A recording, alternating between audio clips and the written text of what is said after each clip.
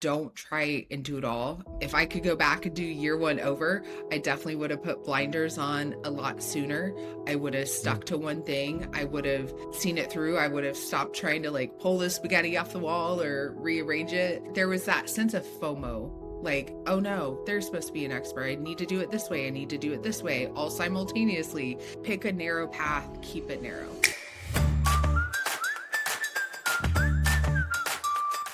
Today we're joined with Dr. Lani Jones, a clinical psychologist, coach, and founder of where she helps ambitious leaders stop chasing conventional success and start architecting a lasting legacy through her framework, The Final 1%. With a background in corporate healthcare and a sharp eye for human behavior, Dr. Jones brings a fresh, no-fluff approach to leadership performance, workplace relationships, and maximizing impact, both personally and professionally. You became a coach to help people, but no one told you how to build the business behind it. Welcome to Coach as Entrepreneur, the show for coaches building real businesses with systems, strategy, and heart. Build the systems, serve your clients, and support your family. Lani, thank you for joining me today.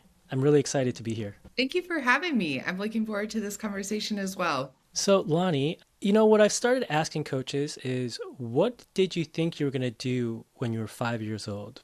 I was definitely not one who had my whole life planned out, like the degrees or knew from a young age what I wanted to be. I would say at 5, it probably had something to do with books. When I was about 4, I memorized my first book. It was the original Madeline book. And so I would take it up to people and say, "Oh, do you want me to read you this book?" And I knew like what pictures went with what words. And so people were usually pretty impressed that this 4-year-old was reading a pretty, advanced children's book. And usually my brother would be the one to rat me out at some point on it. But I just loved books from an early age. And so probably something along the lines of a librarian or an author or something like that. Oh, I love it. Books are so fantastic. Like when you really enjoy and can kind of dive deep into that. I mean, especially as a kid, like you can jump into a new world and just have adventures. And I think unfortunately now it's kind of something that's being lost in today's day and age, right? That love for books. Yeah, screens have kind of pushed books out a little bit, unfortunately. But fortunately, though, books are still there and alive and well. And so some Yes. kiddos just need the adventure rekindled for them. As you were growing up, obviously, well, maybe you'll go back into books. You could be writing a book today. So, how did you go from books to a coach? What was that, transition and journey for you? I'd say it wasn't a linear journey. Like I said, it wasn't one that I knew all the steps of the way. And so I started college as a psychology and English major. So I guess that kind of ties back to books. There is a bit of a theme here. And I was pre-physical therapy. So I went through like all the related helping therapies of PT, OT, contemplated med school, all of those types of things. It was like, don't want to do that. Nope, don't want to do that. And so then I got a master's in counseling. I was like, nope, don't want to do that. So I guess we should go get a doctorate. And so I got a doctorate in clinical psychology. And I was heavily on the testing side of things. So autism, ADHD evals. I'm a data nerd. So I loved getting all the testing data and clinical judgment. And I started my career in a hospital setting. And so was working with all these other medical professions that I had considered being in. And so that Hmm. really fed just my curiosity. That's probably the one thing with books. That was a theme of just what makes people tick. What are other people's experiences? Like, how are they different than me? Because I grew up in the cornfields of Indiana, lucky from an early age to have some opportunities to travel, to get out, to experience new things, but was just always curious about the rest of the world. That's fantastic. Like the more we're curious, the more we learn, the more we get exposed to new things. I think having that desire to learn and being curious is such a wonderful skill to have, right? It makes people great leaders too, like having that curiosity. Yeah, one of my favorite TV shows is Ted Lasso, one of my favorite series, and he's all about choosing curiosity, not judgment. And so going back to your point on just the leadership piece of okay, why did that employee drop the ball, or what's going on? How do I develop my leadership team or my employees versus just the judgment piece or the black and whiteness of it. So Do you feel like that curiosity that you bring a lot of that into your coaching then? for sure, yes. Because I spend the first couple of sessions with clients, or at least one, learning their story, learning what makes them tick. We may or may not use some assessments, to help understand certain tendencies or personalities, things like that. But I know everyone shows up with a unique lived experience, identity. And so my approach is going to have to shift for them. It's not a one size fits all approach, and it wasn't under my psychologist heading either. And so really trying to learn and understand and ask a lot of questions of where are they coming from, what do they see are their biggest problems, and also what are their biggest problems that maybe they aren't even aware of or aren't on their radar yet. And so I definitely go into that questioning mode of just seeking to understand, so then I can figure out, okay, what's join with them and figure out what's the best path forward. Do you find that a lot of your leaders that you're working with, do they lack curiosity, or is it something that you being curious about them to understand them better? But is that something that you find that most of the leaders you work with, are they curious people, or do you feel like if they were more curious, it would make them better leaders?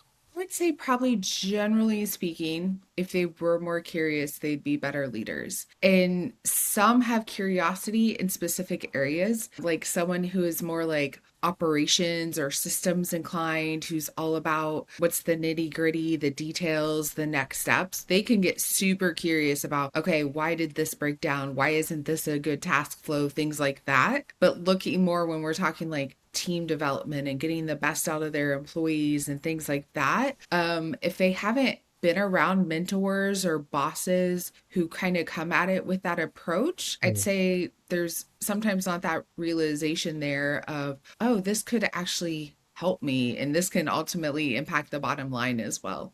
How do you kind of work with them to get to that point of, if you were more curious, then these are the benefits of curiosity, right?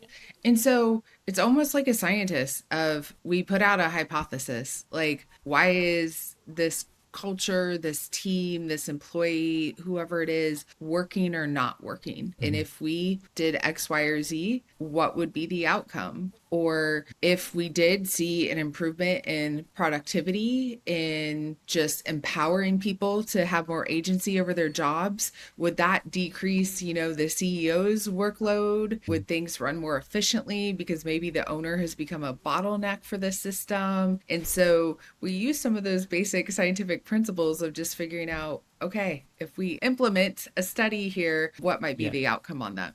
I love it. I think that's a great approach, especially for people who are more like process data driven, because Mhm. then it's not like let's kind of feel and understand why you want to do this.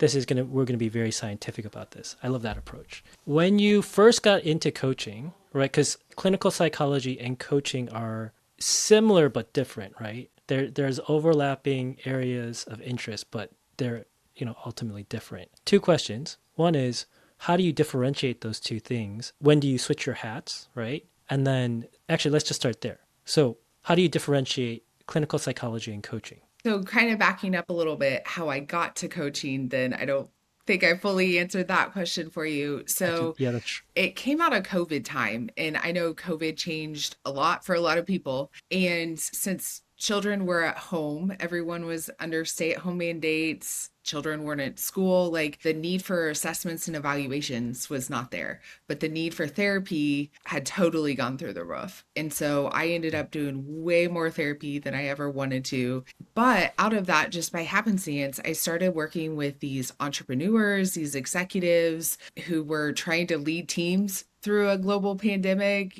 One of the hardest things about COVID was there was no end point, because when you're just Mhm. in a really hard season, you can be like, okay, I just got to get through. I got to get this project. I got to hit this deadline. That makes it manageable. But when it's a total open endedness, that's a whole nother layer of hard for it. Yeah. And so I was working with these leaders, and we were talking about leading their teams, or they were going through a reorg in the office, but a divorce at home, or trying to Yeah. also be teacher, parent, everything at home while dealing with all the office and the business side of things. And I Yeah.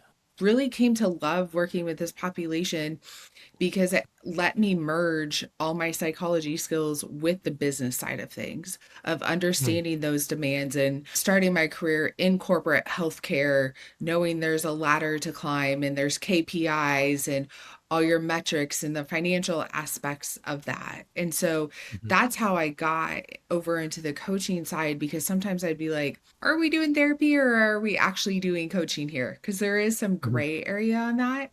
And so Yeah. now, under my coaching heading, I'm very careful to not be a therapist in that role. All my legal contracts say this is not mental health work and this Mhm. doesn't replace treatment or anything like that.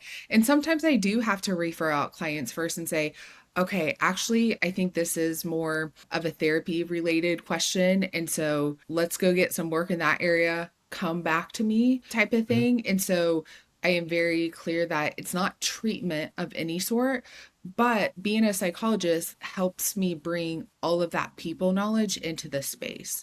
So not only working with them and helping them peel back the layers and gain that awareness, but also understanding their employees, their leadership teams better.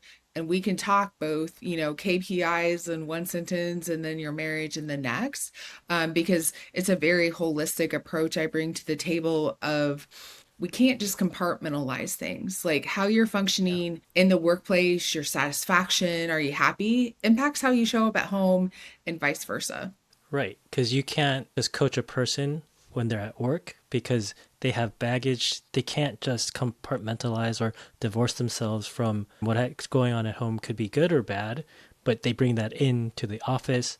And if when they bring that into the office, it impacts the way they do things, right? And so, Absolutely. and the work that you do in the office, like working with a coach, if they're working to get better at different skills or, whatever, when they do learn those things in the office, they can also take those things back home. And so, it's a two-way street. Absolutely. Yeah.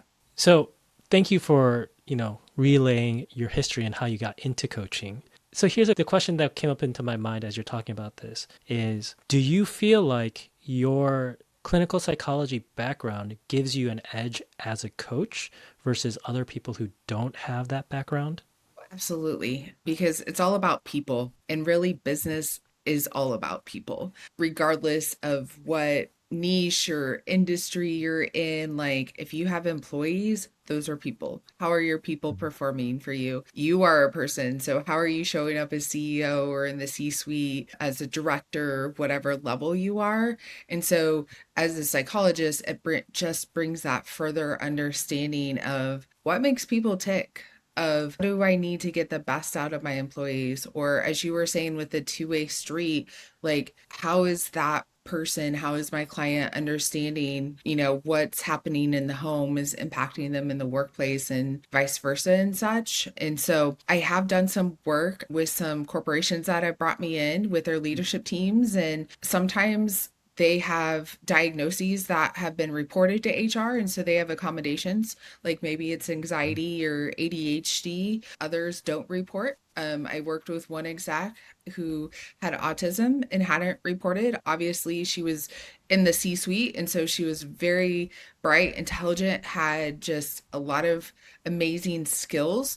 But communication was a major difficulty of her. And there's pros and cons to reporting to HR, but Mhm. her disclosing that to me as my client, it gave me so much more understanding. I was like, oh, okay, this makes sense now. Why there's some Yeah. communication difficulties here, and we can absolutely work with that. Or those who have ADHD and there's difficulties with organization or planning, things like that. And also, too, just as a psychologist, understanding things like anxiety or depression, Mhm. because that's just part of the human experience. You go through a grief, a loss, a major change. Like, it doesn't have to reach what we consider like clinical levels where we're giving you an official diagnosis, so to speak. But Right. a season like COVID, for example, you could say, man, all this stress, I'm feeling very depressed, Mm. things like that. So just understanding, okay, how can we set up a system for you to be successful, for you to succeed with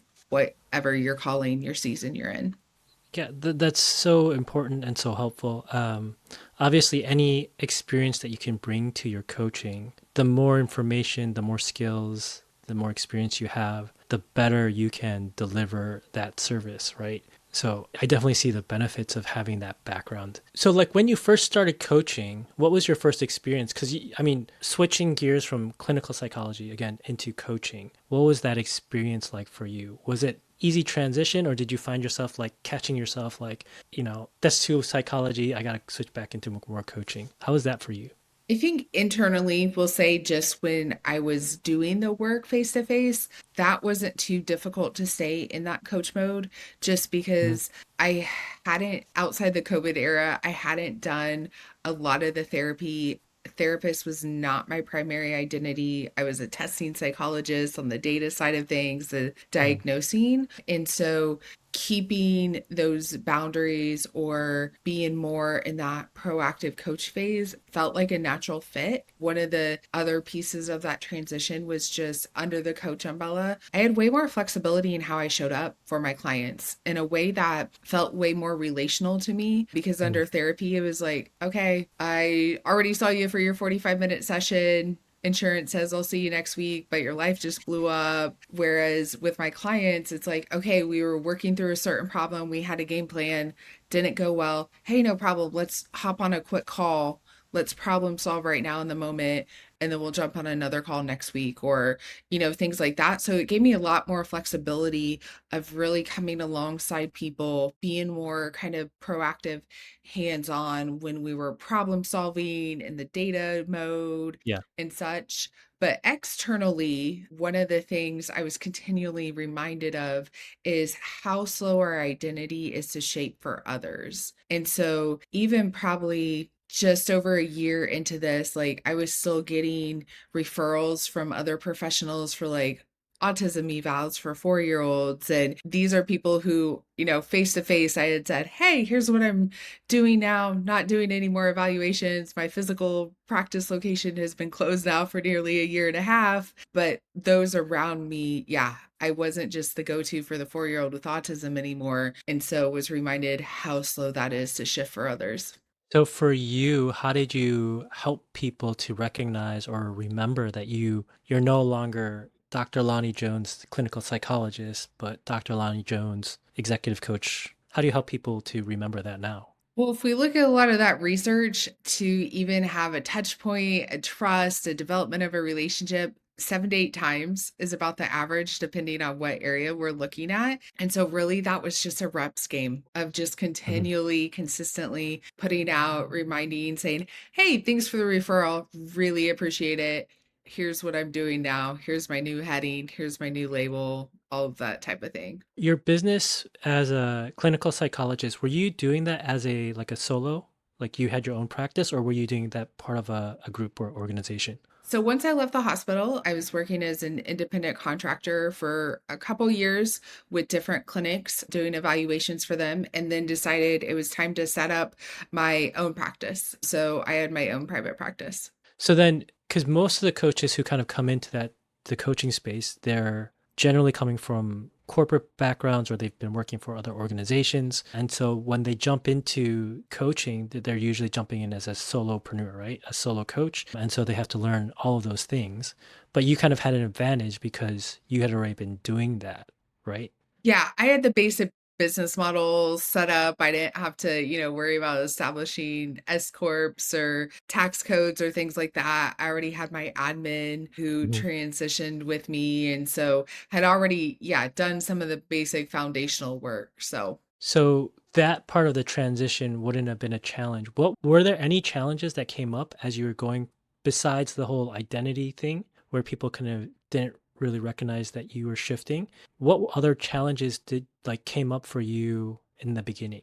I think it all tied to that identity marketing piece of also figuring out how do I differentiate myself? Because under my psychologist heading, it was so specific, so clear. I knew what I did and I didn't do. And coach is an unregulated term, like for better, for worse. And it's become the trendy lingo of the moment. And so figuring out how do I differentiate myself with my skill set as a psychologist, really, I kind of became a minnow in the ocean. And so I'd say that was one of the biggest challenges of how do I clearly communicate what I do so that others can stand it? How do I take my expertise and package it, in a social media platform or whatever that looks like? And so that just communication piece of helping others understand what I do was, yeah, had been one of the biggest challenges, I'd say, in the beginning. 'Cause I'm just thinking about it because you transitioned from being clinical psychologist to running to being a coach. So in like more business terms, it's you're basically just you shifted your brand from like being about, building houses to I don't know, like planting trees. Something like it's similar but different, right? So that's one challenge, right? Because everyone knew you as that. So as you're talking about the whole value proposition and the language and being a minnow in the ocean, do you feel like you kind of, because you started during COVID, so that was about 3, 4 years ago? With the coaching transition, I started summer of 24. I'm just coming up at about a year and a half in. Yeah. Right. So now, okay, year and a half in, how do you feel about your messaging and the way you're kind of showing up on social media or through whatever marketing platforms you're using? Do you feel like you figured that out, or are you still working through that?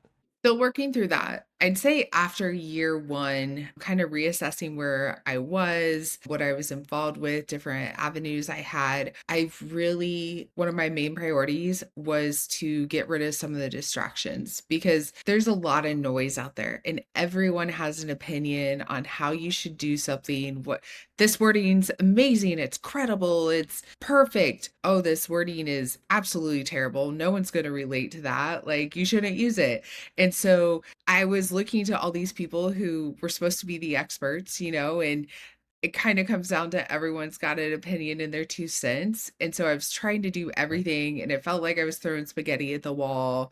And so finally, starting year two, had to be like, okay, I really need to cut out some of the noise and stick with a clear path. Trust myself on the yes, I've listened to mentors, things like that. But really, the second year, then have tried to parse down, have a lot more clarity, and not get so distracted about, people think it's great or terrible, the wording. But I did shift then in that year one. So I established the HBL Advisory Group. I still have Jones Behavioral Group, which is the clinical side of things too. So started that rebranding or extra brand process, I guess we'll Yeah. say. And so that helped provide more clarity, communicate, and such. So Yeah. Yeah. I think that's probably one of the hardest things that people deal with, right? There's so much information now from people who have admittedly done really well, right? You of go course. to them because they've done it, right? You've got that, you've got everybody else who's trying to do social media and to try to grow their own brand and business,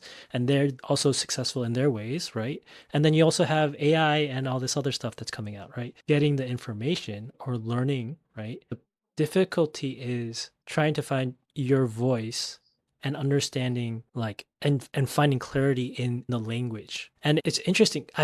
So this morning in my call, I was talking with Tammy Reese. She's a former product manager and then she became a coach and now she's moving into a next step in her evolution as a coach. But we were talking about this, like how do you come up with your value proposition and how do you think about your branding? And she built her website. She had a corporate background, so it was very her website, like first website was very corporate, very professional, but very corporate, right? Which is like the blues, the grays, very standard. And one of the groups that she was a part of, they're like, let's look at your website. And so they all looked at her website and they're like, this is a good looking website, but this doesn't look like you. Because she's a very bright, verbose, loud, extroverted person. And so there was like this disconnect, right? From what her website looked like and the brand she was trying to push out and who she was in real life. And everybody was just saying, you need to change this.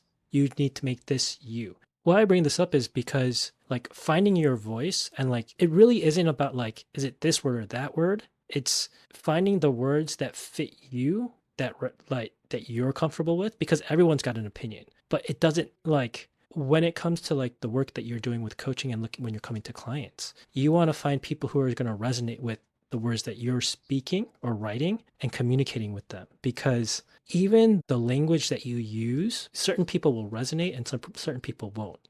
And that's fine. You don't need everybody. Like if you have everybody, great. But you know, you're as a coach, how many people are you trying to coach in a year? That's not hundreds of thousands of people. I would probably say most coaches aren't even trying to coach 100 people a year. I think, you know, if you're going to do like a 1 year engagement, you're looking for 10 to 20 clients a year, right? And so you need to write the language that's going to match those 20 people. Obviously, you want to try to get more people in, but you get what I mean? Like for us and for our voice, and then let our website filter out the people who don't connect with us. And that's okay because then you don't have to waste time talking to them because they'll just go somewhere else.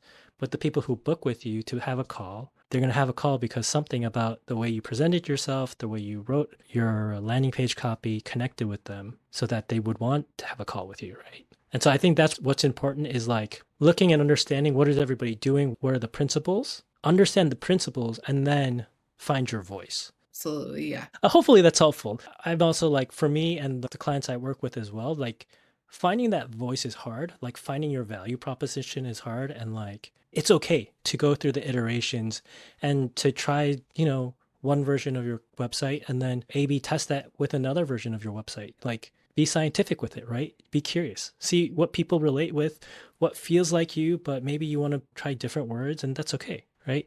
But putting it out there and trying is what's important. Yeah, so I think right now my website reflects my verbiage and what feels good to me and what resonates with me. So I haven't been messing with that in year two. So As you're coaching now, are you working with your own coach as well? not at the present moment, technically, but yeah, Mhm. I've had even when I started my private practice, I sought out a business coach who was specific to testing psychologists and private practice owners. So that was very specific niche. Yeah. And he was amazing in helping get me started and just understanding the workings of that. And then in my first year here too, just to prepare for scaling and hires and get a roadmap of like ultimately where I wanted to go. I worked with another business coach too. So Mhm. yeah, I am one who absolutely, whatever season you're in, no matter how seasoned you are or how new you are, I think mentors, coaches, whatever you call them, are really critical to success and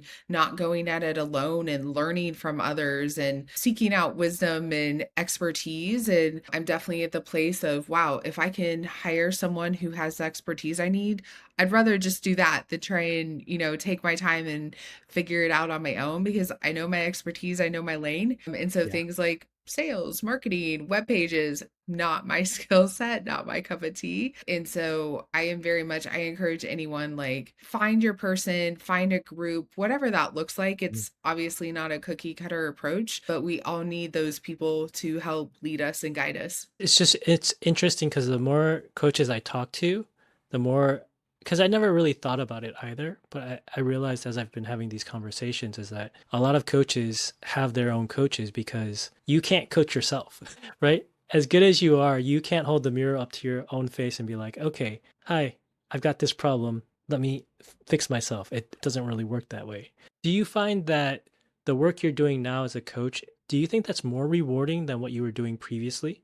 I wouldn't say more rewarding. They're different because in my clinical work, I was working with some of the most complex children in the hospital and to get family clarity to give them a diagnosis that gave them a path forward or open up the door to resources or help them understand their child better. Like that was very rewarding work and hard work in a different way of really meeting people sometimes on their worst days or most stressful days. And so new challenges and it looks very differently, but it's very rewarding when I can work with an exec or even a founder with, 5 people on their team that really as a business owner, a business leader, they have a responsibility for other people's lives and impacts how they're showing up for their own families and such. And so I had really come as a business owner myself, come to love business and what it can do outside of just like, here's a practical income stream. We all need an income stream, but just a way that it allows you to use your time, your resources, that bigger picture of what is my impact? What does that look like? How does it impact my inner sphere of family, loved ones, and such too? And so helping people take that bigger picture of moving just beyond conventional success into a legacy, into impact, is also incredibly rewarding too. You didn't become a coach to be a marketer. But if you want to build a sustainable business, you need a system that works for you while you're coaching.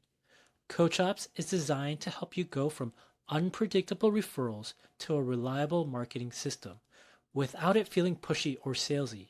If you're ready to build something systematic, visit kyber5.com/coach ops. I love the response, and I'm just thinking like it was kind of well, I don't want to say it's a stupid question, but it was obviously the work you did was rewarding previously. Not a stupid question, just a difference. There was just a difference in the two. Yeah. So I'm curious to know right now, as you're coaching more people post-pandemic, right? What do you find are some of the biggest problems that they're facing today, like post-pandemic problems? I'd say leadership team development or knowing how to develop their employees well. There's a Mhm. lot of old school pieces in place, like the yearly evaluation. You sit down with your boss, you might have even filled out a form on yourself or on them, and you go through it at one time. Evaluations is one of the areas I nerd out on, going back to this data piece that I love data. And I think coming out of a clinical realm in a doctorate that was so heavy on the evaluation side of things that it's done so poorly that I love when I can work with a team and show them, hey, evaluations don't have to be cringeworthy. It doesn't have to be something we dread. Actually, it can be a really critical piece of building your team. And when you create a culture where feedback is just a growth opportunity, like that's a good thing. And so Yeah. I love talking about how we can use evaluations to actually shape that culture to get the most out of your employees and such. Let's quickly talk about feedback being a growth opportunity because I think that's a great way to look at, evaluations, right? We naturally have a negative connotation to test taking, being evaluated, but how do you help people to recognize this as a growth opportunity? So, going to that yearly evaluation, one of the first points is if someone is hearing that information for the first time, whatever's contained in that feedback, the evaluation, that's way too late. And so, there should be no surprises in a yearly evaluation. And so, the best feedback is immediate or as close to the time of the event as you can get it. Because, yeah, sometimes you're in the midst of working with a customer, totally not appropriate to call out an employee in front of them. But at the end of the day, if you can pull them aside for even a 2-minute conversation, that's great.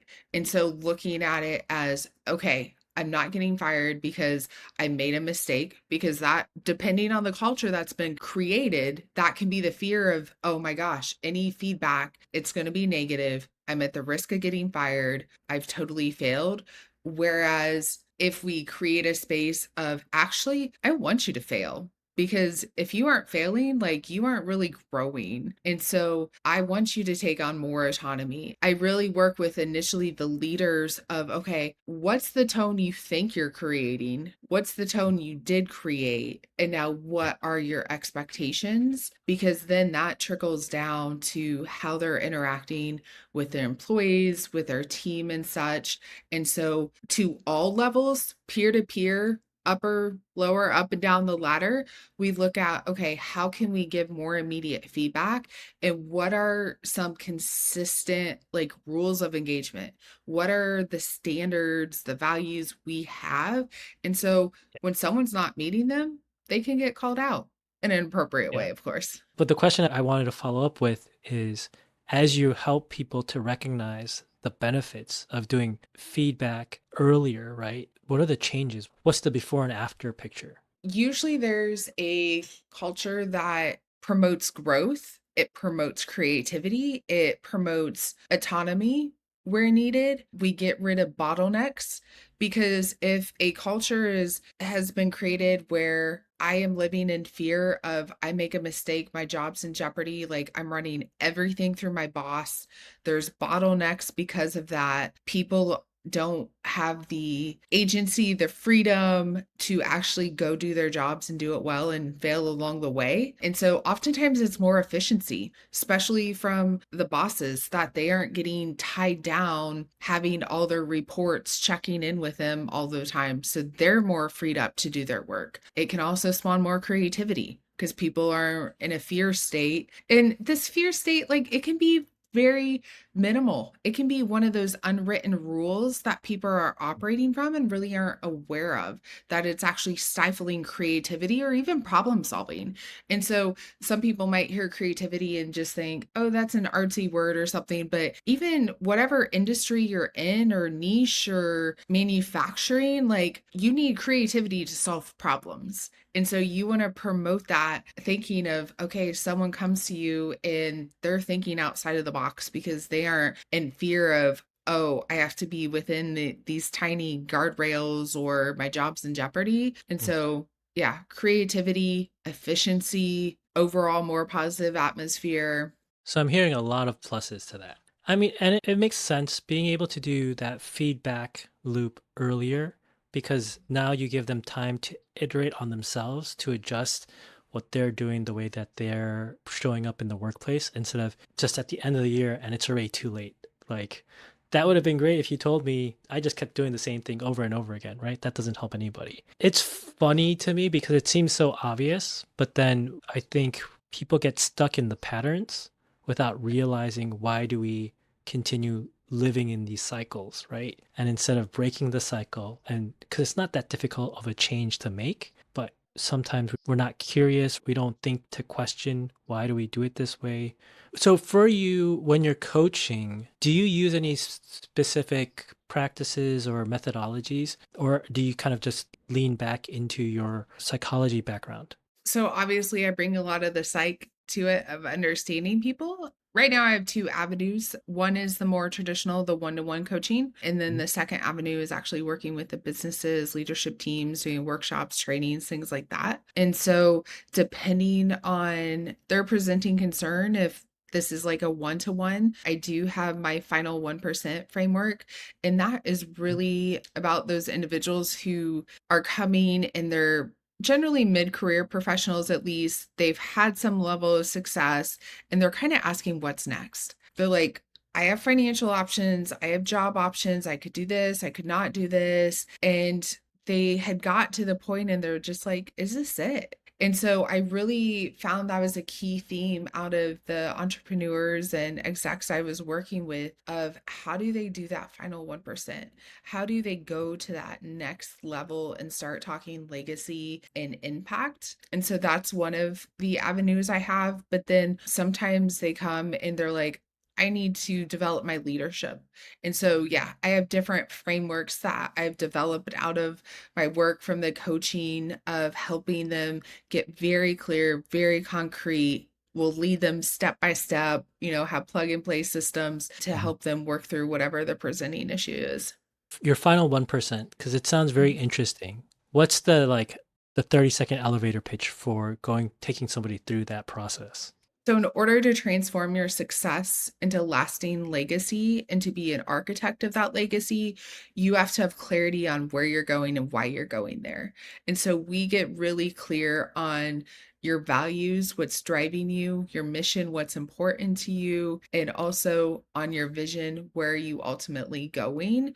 Because then that influences all of your decisions, both personally and professionally, while also reducing decision making fatigue because you know where you're going and why you're going there.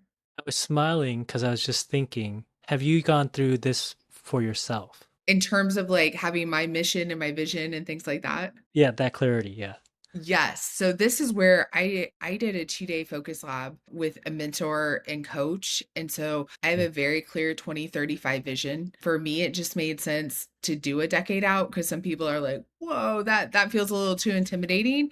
But just I did it about a year ago now. And so was still in this new season, had someone walk me through all of those different points of getting really clear on what I wanted, what was important, what I valued. And so using a different system for my people, some of the same things to the principles, because I think mission, vision, and values, they kind of get a bad rap now because they've come like trendy lingo. Someone shows up and leads you, through it in the workplace, and you're like, oh yeah, this is great. We're all on board. And you might even buy like the fancy sign, for your lobby and put them up there.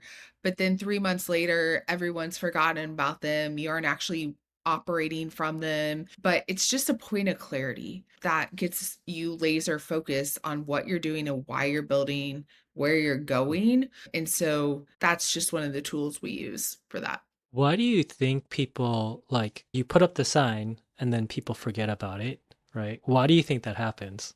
Because oftentimes it's just someone comes in and you say or do all the right things, or, even you do a self assessment and a team training and you get all your information, but a one and done doesn't actually change culture. And Mm. so when I work with companies, there is very strategic follow up afterwards because I don't want to just be the person who you're like, oh, yeah, that was really great. Or, yeah, like you just remember the warm fuzzies of the day, but it doesn't actually create change. And so we've got to come up with a system to put in place to actually then cultivate that change. Or it could be one of the first activities I love to do with a team is I give them all an index card and I say, okay, write down the mission of the business because it is so telling. Like, I'm like, don't look at your neighbor's card, pretend you're in elementary school, eyes on your own paper. And people sometimes come out with things seemingly out of left field for like whoever the team lead is or the CEO, or they're like, you thought we were doing this, you thought that was a priority. And so that really gives a lot of information about the culture that's been created. And so if they aren't on board because we come up with a list of values, they might be like, I would have never guessed that was a value of this business. And so we have to plan then a system in place to actually make sure those things are sustainable and working and shift culture as we need to. Just as an aside to that point of talking about that, like what are the company's values? Most companies have this, like the top level leadership, they have their communication, they're very well aligned most of the time, and they think everybody else is aligned. But rarely is that case because information that's in the boardroom doesn't often get filtered down well through the company. You know, and it's an interesting issue that often occurs in organizations. The question I had for you, so you build in the systems to review and make sure you're kind of aligned and moving towards your goal. You do that with organizations.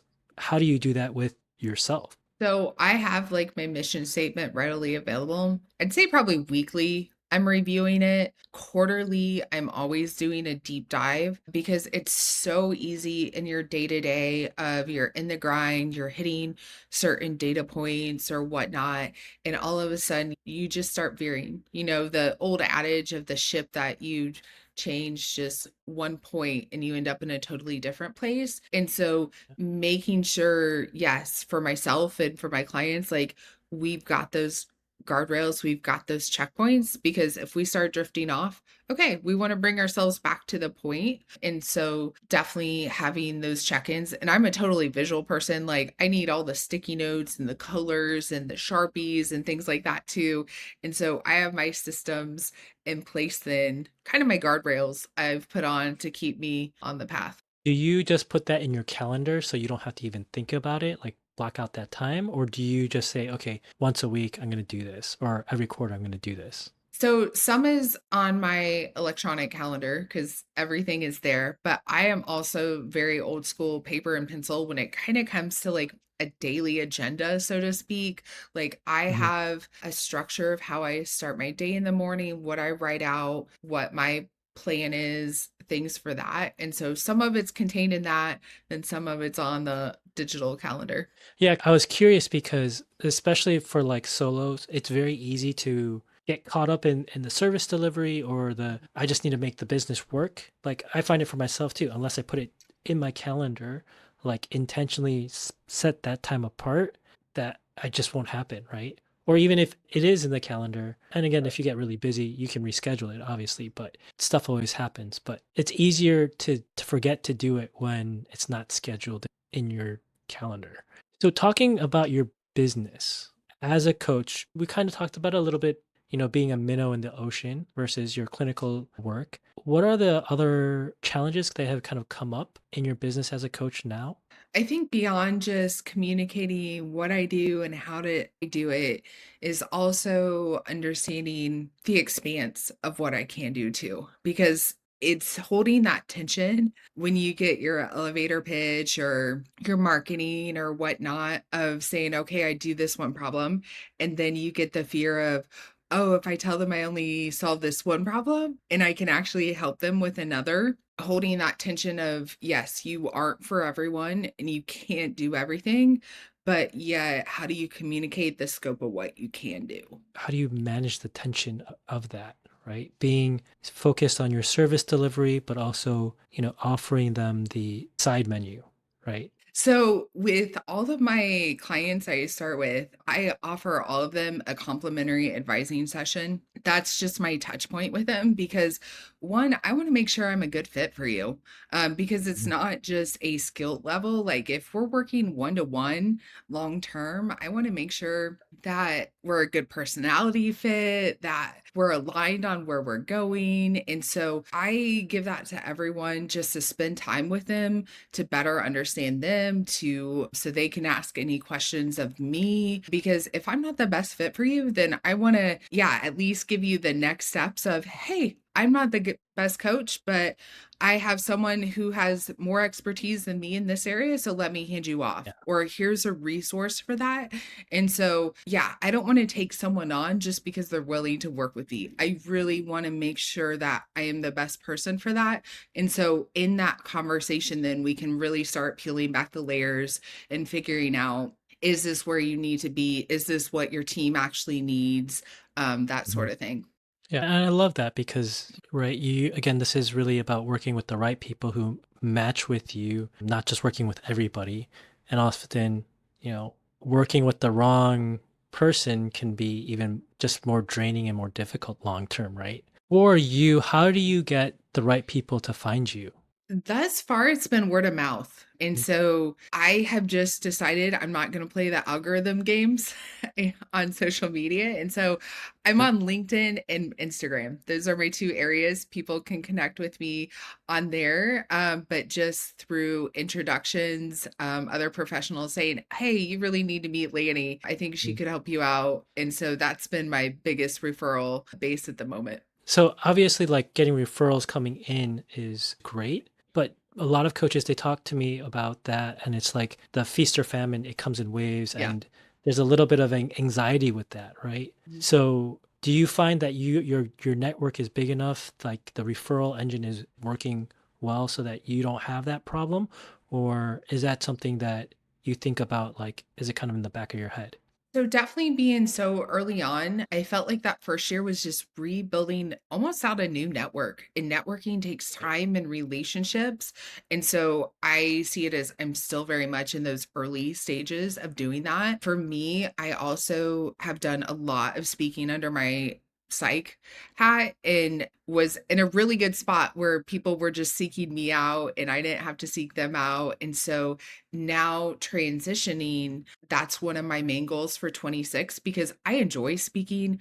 I enjoy Mhm. meeting people face to face. And so that's usually one of my big lead generators is through speaking. And so once again, kind of going back to the basic marketing, how did I clear out the distractions of noise of going to, Mhm. okay, what are my strengths? And for me, it's a one to one, it's a speaking, it's a very relational in person Mhm. versus trying to be on social media or, you know, make a 30-second clip or a video or something like that. And so the Yeah. speaking, being more intentional of seeking out some additional opportunities is definitely one of my priorities for the upcoming year. Okay. And I think that's a great idea, right? Obviously, so referrals is great because you're getting built-in networks that are referring you. And so that trust and credibility from that referrer is kind of transferred to you, right? And so then there's a very high likelihood that they're going to book with you to work with you. But speaking engagements, right? So I talk about like that whole marketing piece as visibility and creating Yep. relationships, right? Because one, a lot of coaches just don't like the whole marketing game. They don't, Yeah. right? But when you talk about it as visibility is people need to know you, know that you exist and know that you're doing what you're doing. And so Absolutely. you kind of you have to go out and talk about it. If you just stay home and never talk to anybody about it, no one's coming to you to for work, right? So I love that you're doing speaking. A lot of people I've talked to have said, go out, do like the networking, go to the local like BNI, local business groups, right? But also like calling old friends or colleagues or other people that you've interacted with and just being, hey, how are you doing? I actually started coaching. What are you up to? Just kind of interacting with them and just letting them Yes. be aware.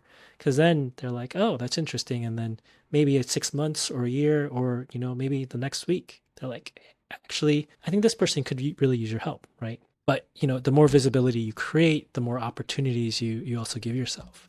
But yeah, speaking is a really great one. Generally, when you've done speaking, have you also had like some way for them to get in contact with you outside of just email, or was it just email me or sign up through the website? So usually, like if I have a slide deck, I do a QR code on that. And then I put it on every single slide. So that way, throughout the presentation, I just start off and tell them, hey, you don't have to take any notes if you don't want. Like, I'm happy to share my slide deck with you. And so that gets them in on my email list. And then from there, it's a warm drip. I offer them like the complimentary advising session. And so I'm building up that relationship Okay, from so there. you're hiding that part, right? Of you get the QR code, you get them to give you their email, and then you have the warm drip, right? Email Yes. them and build the relationship. How long does that drip go out? Is it like a 4 week? Is it just like perpetuity, like a newsletter that you have? The initial drip, if they scan a QR code at a specific event, is like a month. And then they'll be getting my newsletter, which is weekly, and any other information I'm putting out from there. Okay, wonderful. That's a great way to do it, right? Because that keeps them warm in your database. And then again, when they're ready, which may be tomorrow or 2 years from now, they're going to remember you, right? Before we wrap up, I'd love to ask these two questions. The first one is, what have you learned about yourself as you've kind of gone through this process of becoming a coach?